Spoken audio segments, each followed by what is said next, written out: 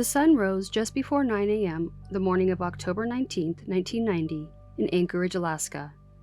It would have been around 30 degrees Fahrenheit when Doug Gustafson received the package that he'd ordered the week before. It was an HK-91. Heckler & Koch introduced the HK-G3 in 1959. It became the standard issue service rifle for the West German Army, and its many variations have been used by countries around the world. One of those variations, the HK-91, was made for civilian use as a semi-automatic only. In 1989, President Bush issued an executive order banning importation of non-sporting rifles, and the HK-91 was listed by name in that ban. Doug grabbed two of his friends, Ray Cheeley and George Kerr, and the three 19-year-old guys drooled over the impressive rifle. They spent a good amount of time target practicing at the Eklutna gravel pit with the new toy. That evening, Ray was driving Doug's AMC Eagle. Doug was in the passenger seat holding the HK-91.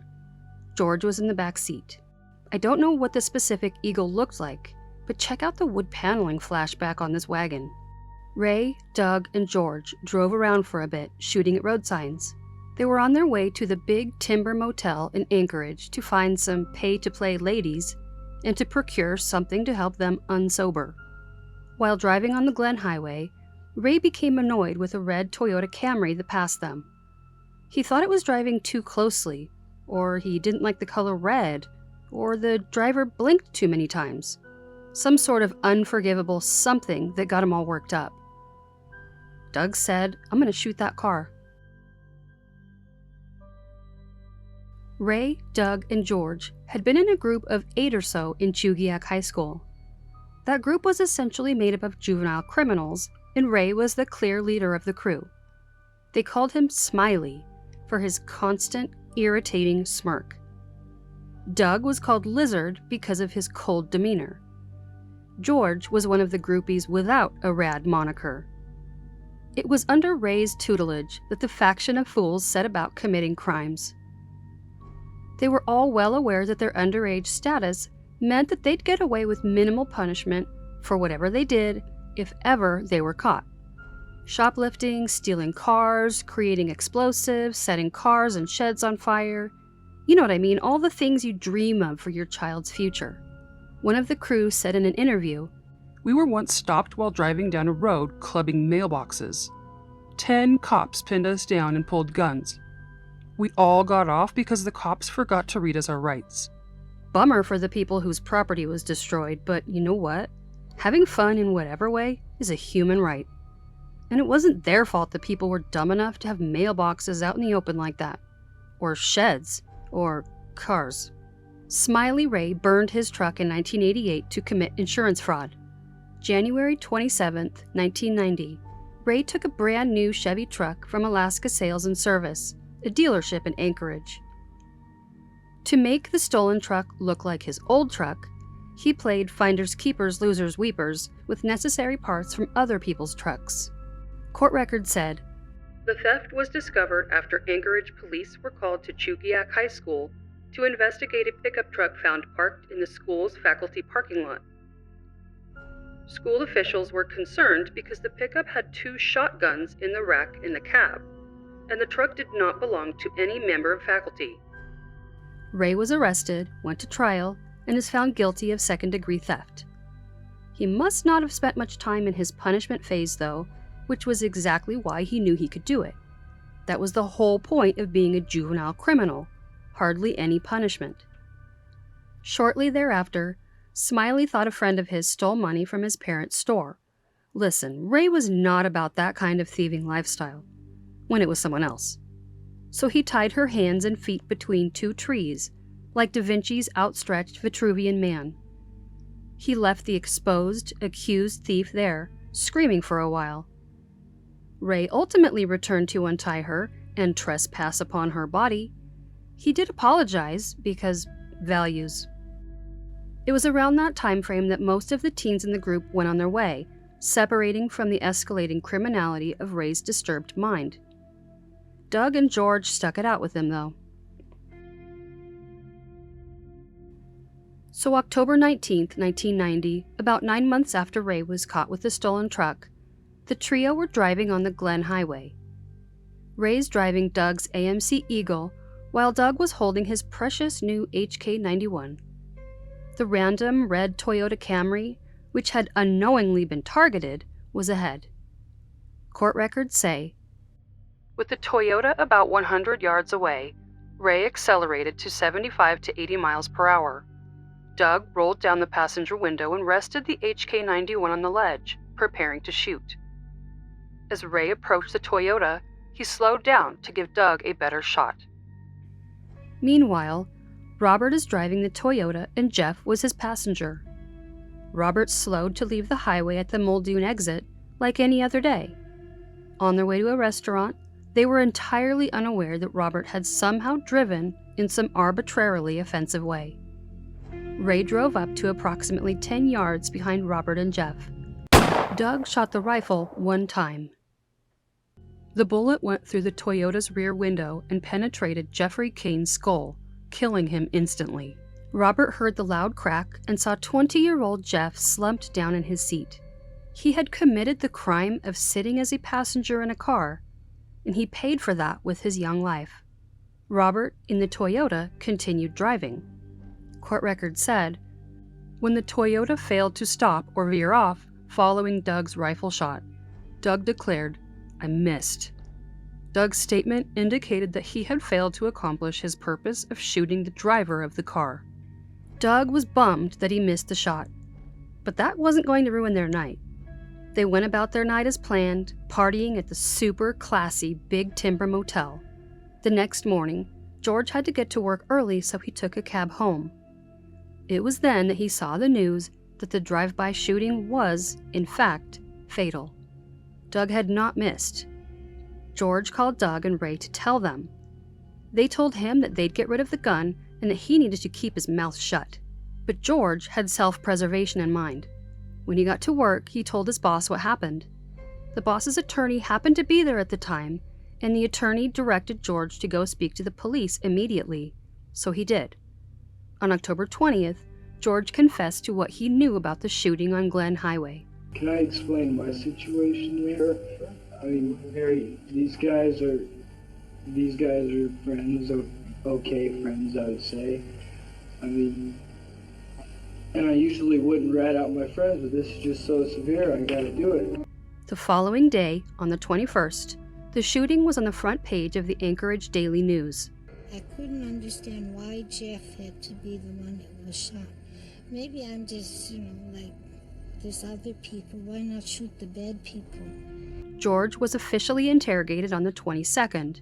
That day, the front page news said that George had been a witness and was cooperating with law enforcement. Did he actually aim it like a rifle?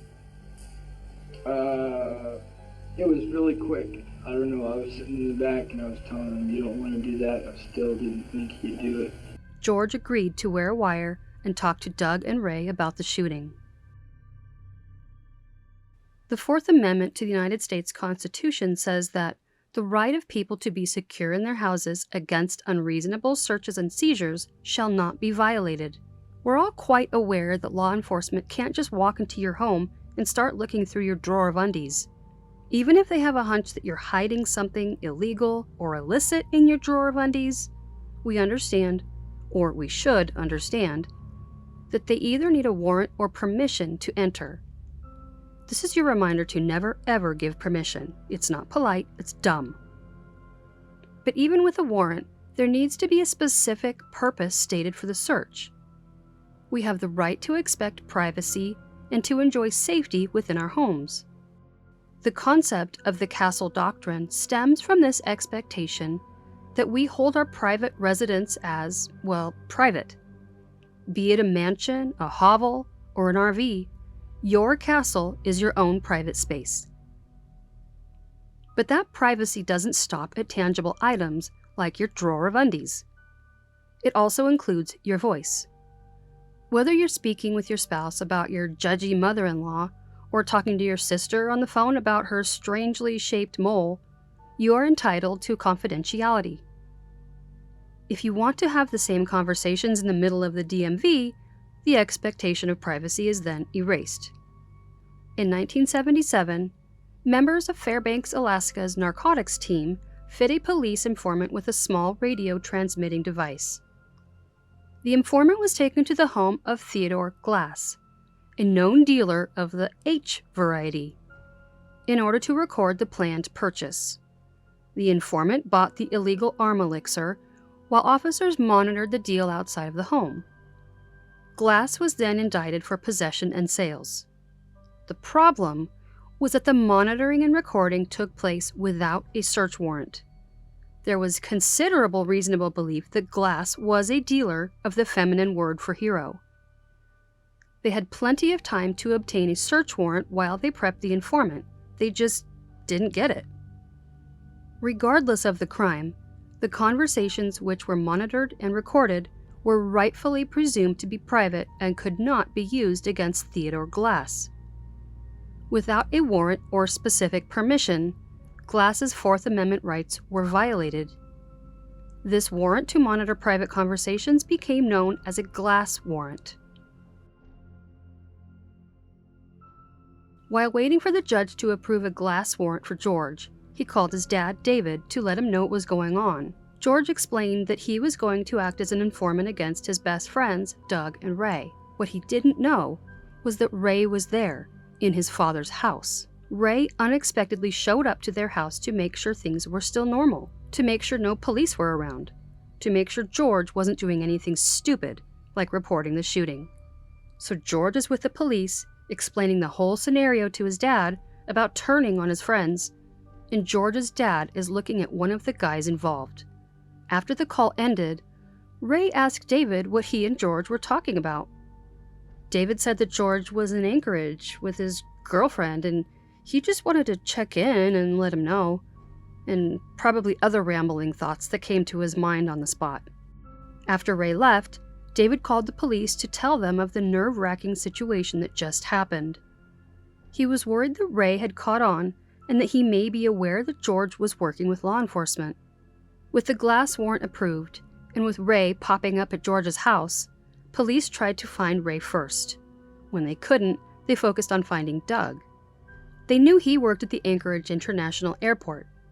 Officers drove George to the airport to try to engage Doug in conversation. On the drive, George asked what would happen if, conversation just maybe happened to, talk about a previous crime he was a part of. Just hypothetically speaking, of course, but say if he and Doug just so happened to, perhaps, bring up maybe a burglary from the week before, what exactly would happen, perhaps? Yeah, so not hypothetically. Ray, Doug, and George had burglarized Mike's Quality Meats in Eagle River the week before the shooting. Their haul came out to around $19,000 in cash and was split amongst the three of them. It was cash from that burglary that Doug used to order his HK91 for $1,700, which would be close to $4,000 today. The day the gun arrived was the day Doug used it to murder a stranger. The new information was quickly discussed. Court documents said, the police car was about to arrive at the airport. The assistant district attorney decided that, given the possibility that Ray might be aware of George's decision to aid the police and might be attempting to contact Doug, it was in the government's interest to grant George immunity for the burglary and theft rather than delay or abandon the attempt to execute the Glass warrant. The prosecutor told George that if this was indeed all that George had failed to reveal, the government would not prosecute him for the burglary theft. George found Doug in the airport. Doug was recorded talking about where he'd hidden the HK91.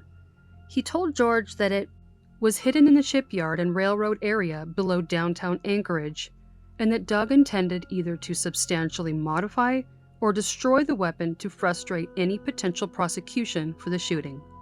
George left the airport to be interviewed by the police again. He met with Doug 2 more times.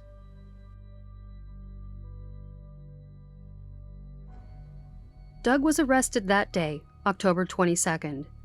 Ray was arrested November 2nd. Between those 2 arrests was the funeral for 20-year-old Jeff Kane. Doug was indicted for first-degree murder. His 2-week trial began March 1991, and he was found guilty of second-degree murder. 2 weeks later, Ray's trial began. He had been indicted for second-degree murder and was convicted of the same. George testified on behalf of the state to help convict his best friends for both trials. While he was considered to be an advantageous witness, he was the key witness, George came off immature and a bit obnoxious. He wanted to help, but not that much. He was on the side of justice because he didn't want to get in any trouble, but he still wanted to look cool. Because I think it's just not a first-degree murder thing. And you base that on what? Because you're shooting at the car, not to kill. Next was sentencing. The United States Sentencing Commission provides a guideline for sentencing a convicted criminal. The sentencing guidelines provide 43 levels of offense seriousness. The more serious the crime, the higher the offense level. Each type of crime is assigned a base offense level, which is the starting point for determining the seriousness of a particular offense. Some examples of sentencing levels are trespassing is level 4, fraud is level 7, robbery is level 20, kidnapping is level 32, first-degree murder is the highest level of 43. Adjustments to the base level are based upon mitigating or extenuating circumstances, which may decrease or increase the offense level, respectively. For example, robbery starts at level 20, but if a firearm is used during the robbery, then the level rises to 25. More levels can be added based upon criminal history. Obviously, the greater the criminal history, the more levels may be added. The offense level can be reduced if the offender admitted to committing the crime, if they made restitution before they were found guilty, and if they pled guilty. The USSC guidelines say, after the guideline range is determined, if an atypical aggravating or mitigating circumstance exists, the court may depart from the guideline range. That is, the judge may sentence the offender above or below the range. When departing, the judge must state in writing the reason for the departure. And now we've reached the part of the criminal justice system that drives me crazy. We have a guideline for how long someone is punished for a crime. A guideline. I respect that each case, each person, is unique, but it sure makes it difficult to know what to expect when the guideline includes wording that says that a judge can raise or lower a sentence as long as they explain it in writing. That seems awfully arbitrary, but okay. But if you consider that levels can be reduced based upon admission of a crime, making restitution, or pleading guilty, and if you also consider that you should never, ever talk to the police without an attorney, those two concepts are at odds. Confess and get cozy with the police and you'll get less punishment based upon the levels of sentencing. Preserve your rights and stay silent and take a gamble. It takes time and money for each person to go through the criminal justice process. Eliminate that and be rewarded. I generally understand that concept. But if an innocent alleged offender is determined to prove their innocence, the opposite of innocent until proven guilty, and if they make it to trial, the fact that they didn't admit to the crime and plead guilty means that an innocent person can get more time than an actually guilty offender. This is a good thing to keep in mind when you hear that somebody pleads no contest or takes an Alford plea. Innocent people can and do accept pleas.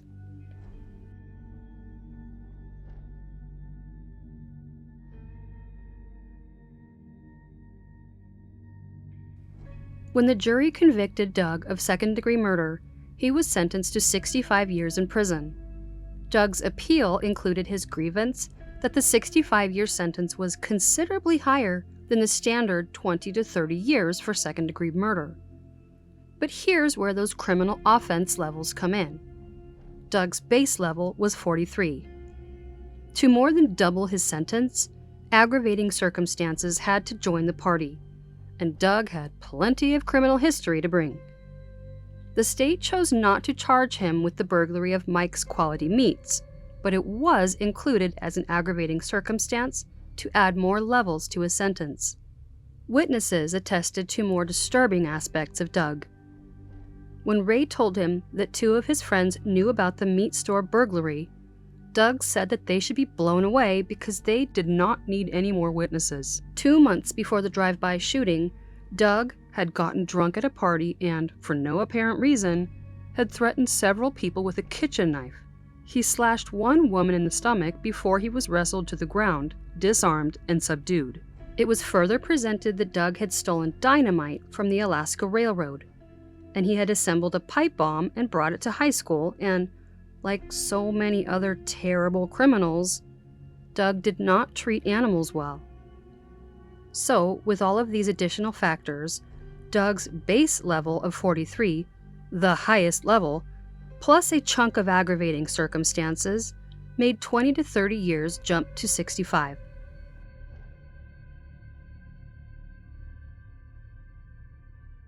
Ray's conviction of second-degree murder led to him being sentenced to 60 years.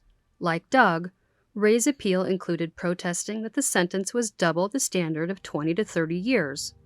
And, like Doug, Ray's criminal history raised the sentence. The stolen truck, the burglary of Mike's Quality Meats, the girl he tied to a tree, he was part of stealing dynamite with Doug, an attempted robbery of McDonald's and threatening to kill his friend's father, and those are just the things he was caught doing. Further, the judge made a statement expressing that the crime was among the worst second-degree murders. He said, It's difficult to talk about one murder being worse than another murder, but it's clear to me that this murder, totally unprovoked, of an unsuspecting person, and committed in a way that, in a very real sense, threatened us all by its very random nature, is among the very worst that could possibly be done as a second-degree murder. There was plenty of time to think about what was going on. I am convinced that Raymond Cheeley Jr. created this whole incident. The other car did nothing wrong. It was Ray Cheeley Jr. that then incited Gustafson to take part in the scheme of events that came about. He did not pull the trigger, but he played a very direct role in the commission of this murder. He is fully as culpable as Gustafson.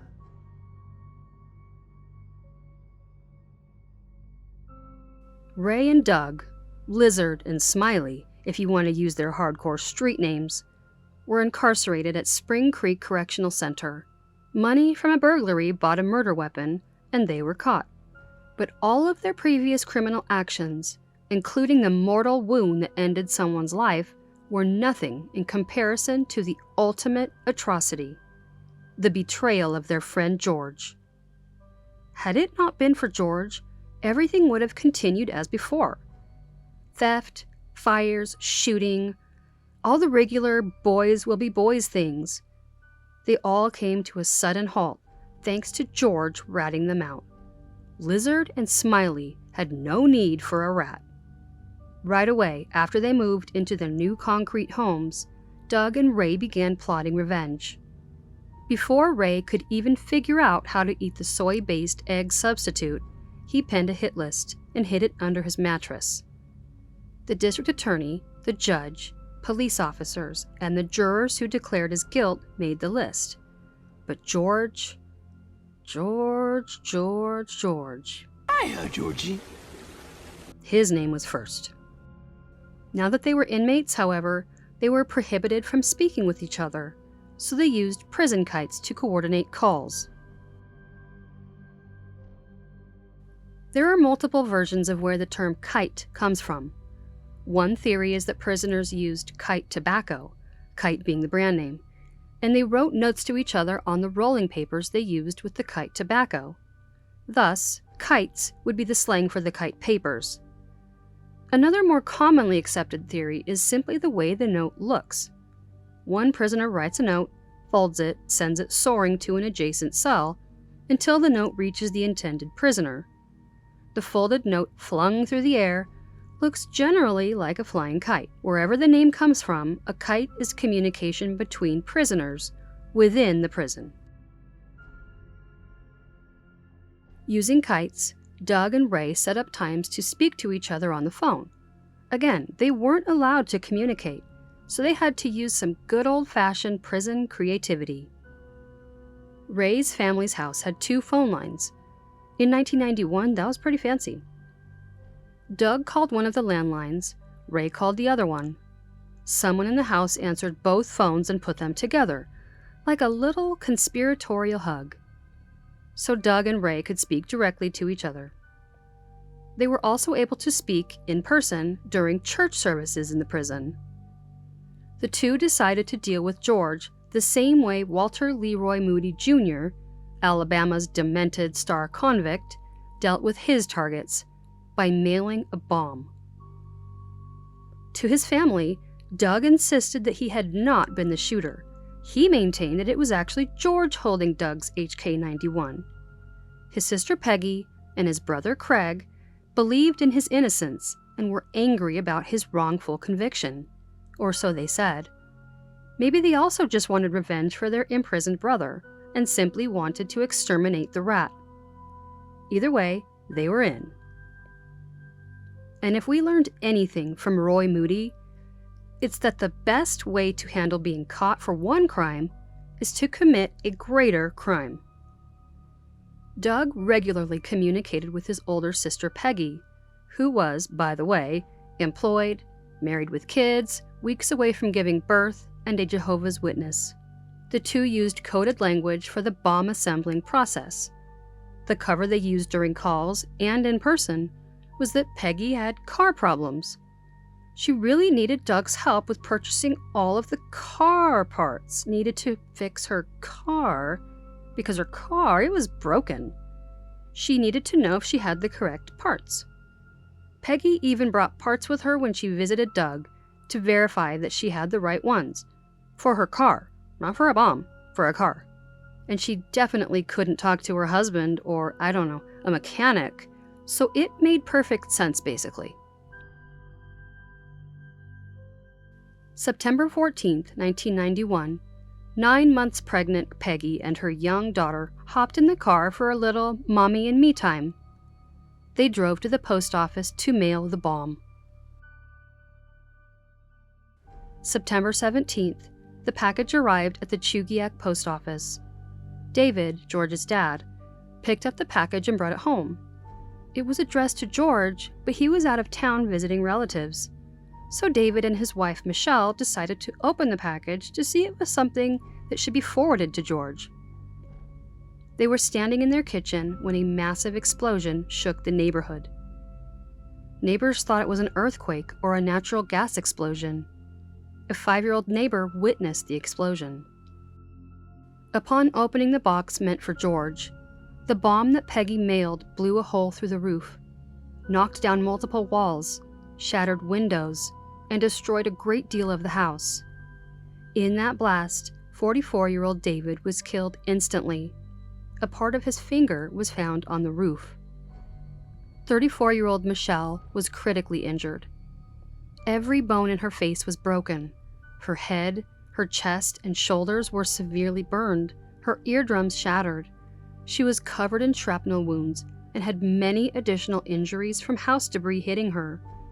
Thankfully, none of their children were home at the time. The postal inspector later said, "In fact, Craig heard the explosion. Peggy was in the hospital with her new baby at the time David Kerr was being killed."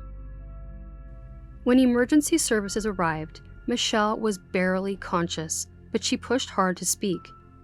She begged them to save her, but based upon the severity of her injuries, there was a great possibility that Michelle would not survive.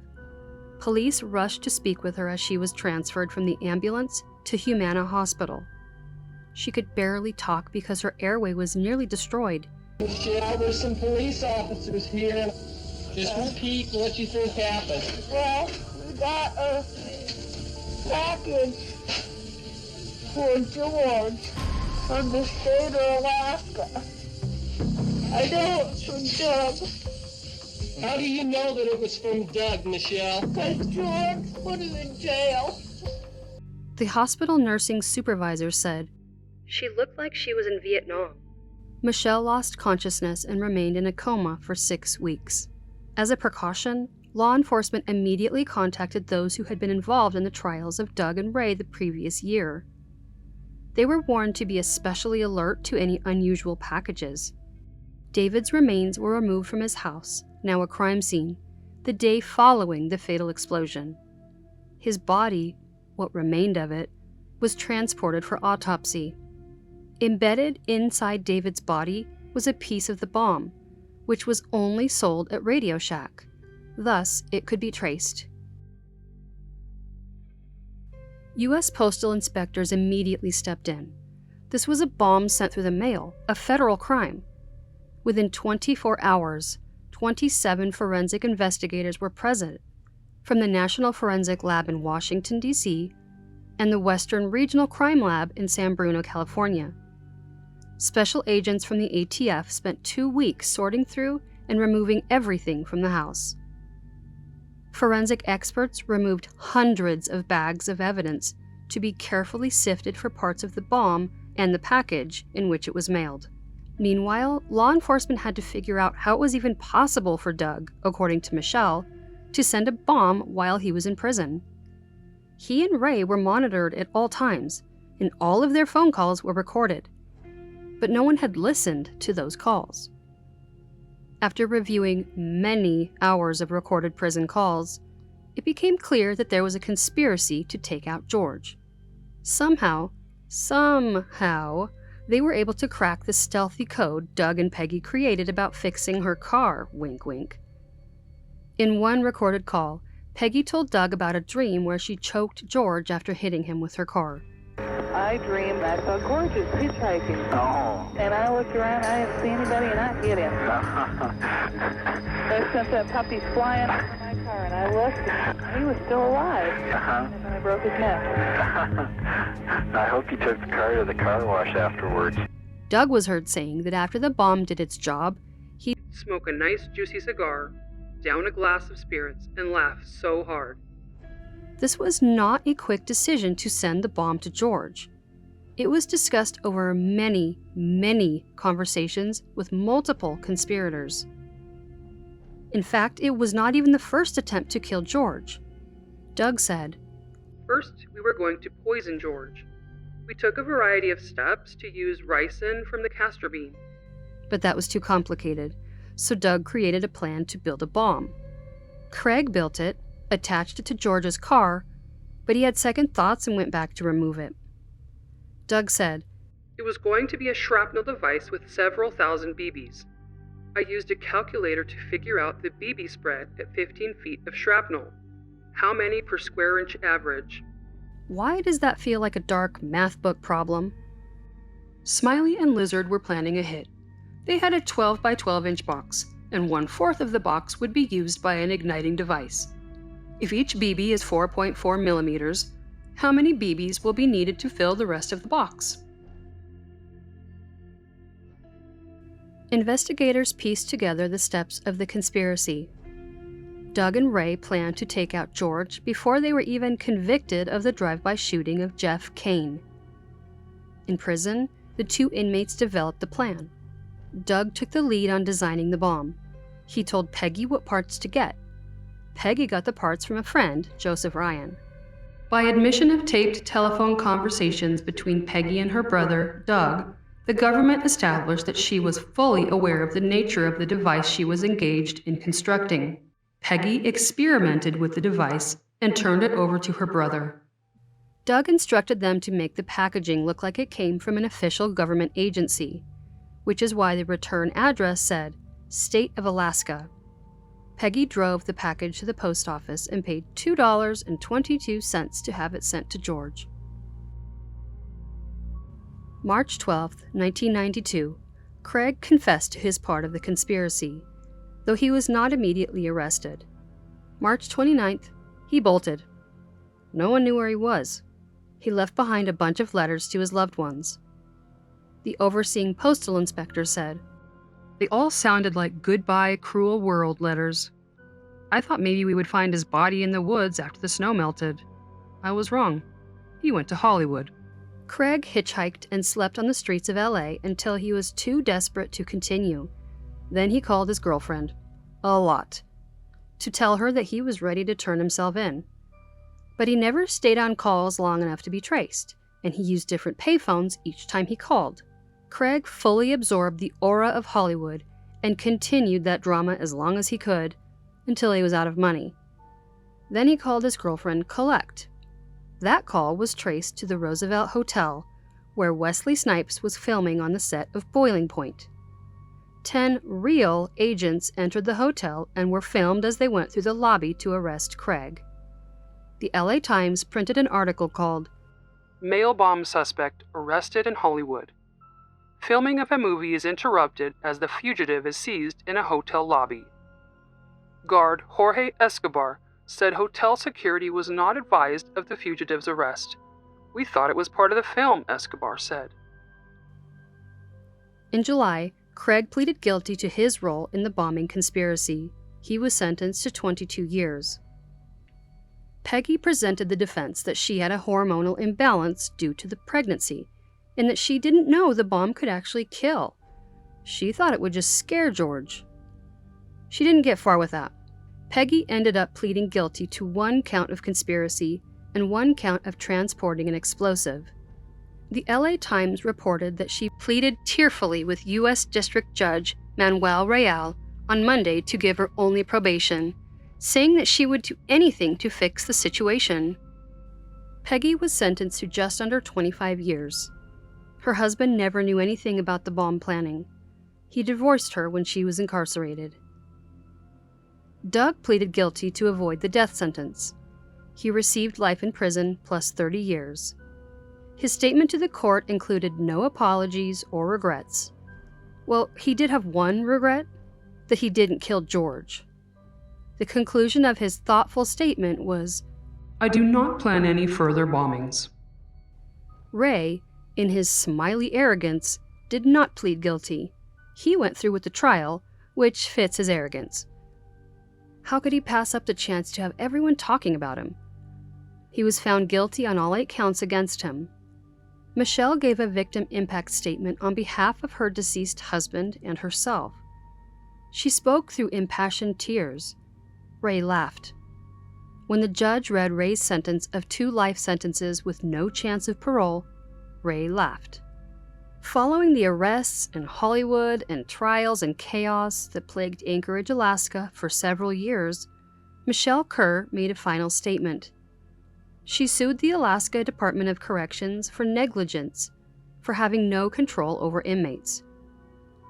Her attorney said, "State officials are 100% responsible because they did nothing to stop the mail bomb conspiracy which was hatched in the state prison." Jurors heard extensive injuries that Michelle suffered, like pieces of glass that remained in her eyes, medical bills of over $400,000, well over $800,000 today, and the brutal death of her husband David.